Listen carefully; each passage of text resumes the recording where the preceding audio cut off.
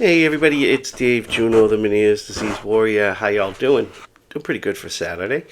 So the other night in the Zoom meeting that I host, we vestibular therapy popped up, and it was kind of interesting. I mean, it wasn't a long conversation, but my take on physical therapy, well, that too, vestibular therapy, is a lot of people think it doesn't work for them. And the reason why they think this is because in the beginning it can make you really sick.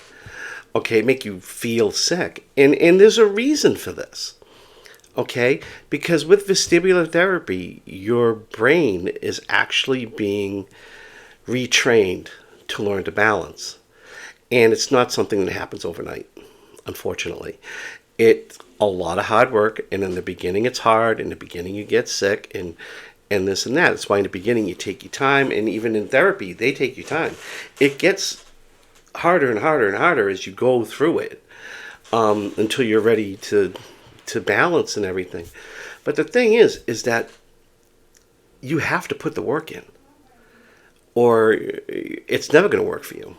Okay, and a lot of people go in kind of negative too, and you know what. Because, I got to go through therapy, I got to go through vestibular therapy, I don't know what's going to happen, this, that, and the other thing. But the thing is that once you get through it, and you get through all that hard work and everything else, it pays off, really. And I'll explain two situations. I did vestibular therapy twice. Actually, 3 times. But the last one was basically because my eyes weren't moving with my head. But the first time I did it was after gentamicin shots. Okay? And yeah, in the beginning, I got sick. I had people driving me. But you know what? I kept pushing and pushing and pushing. And going to the therapy appointments, doing the exercises at home that they gave you. And yes, they were hard. Okay? But I got through it. And I was able to walk without a cane. Because I was using a cane back then.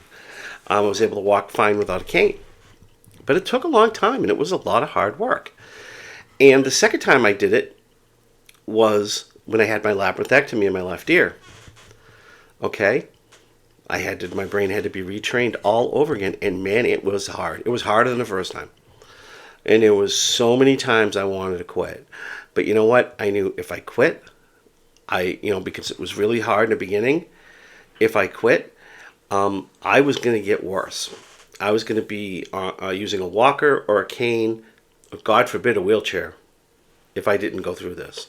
So I went through it, and it was hard in the beginning, and it was hard in the middle. It was always hard because it was always challenging.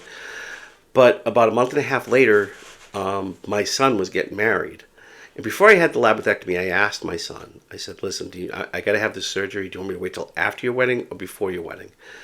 And he went, do it before. I mean, if you got to come to the wedding with a walker or a wheelchair, then so be it. No big deal. So I had the surgery. But by the time I made it to his wedding day, I was walking without a walker, without a cane, without any help at all. Literally. I mean, I didn't do dancing or anything and all that stuff that you do at a wedding. But I was able to walk in the church without a cane, a walker, or even in a wheelchair. And people were surprised and people were amazed. But that was because I put in the hard work to get to that point. And that's the thing. The key here is hard work. It's hard.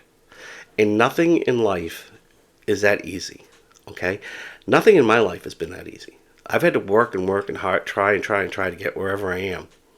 Okay? Whether it's work, bowling, whatever, fishing, whatever it is. It was never easy for me, okay? But if you've got that right attitude and you persevere and you push and you do these things, the exercises, you're going to be better off. So, would I recommend vestibular therapy? Yeah. And I believe in it. I believe it can work for anybody. And I know, yes, there are some people that it doesn't work for. And it has nothing to do with not doing the exercises or this, that, and the other thing. It just doesn't work for you. And I understand that. Okay, I'm not telling you to go do it. Okay, I understand the fact that there are people that can't do it, but the thing is that there are people that can do it, and because it's too hard, they stop. And what I'm telling you is, just because something's hard doesn't mean it's not going to get better. Just because something's making you sick in the beginning doesn't mean 2-3 weeks down the road it's not going to make you sick. Put up with it, fight, keep going, keep going, keep going. And I'm telling you, by the time you're done, you're going to be walking without a cane, you're going to be walking without a walker, you're going to be walking without, you're going to be mobile, okay? You're going to be able to do that 2-mile walk. Maybe stumble a little bit because your balance is never going to be 100%. It's just never going to be 100%. But it's going to be good enough that you can do things and you can be functional. So don't worry about if you get sick in the beginning or you feel bad in the beginning, because by the time you're done, you're not going to feel bad anymore. So on that note, hey guys, have a great weekend.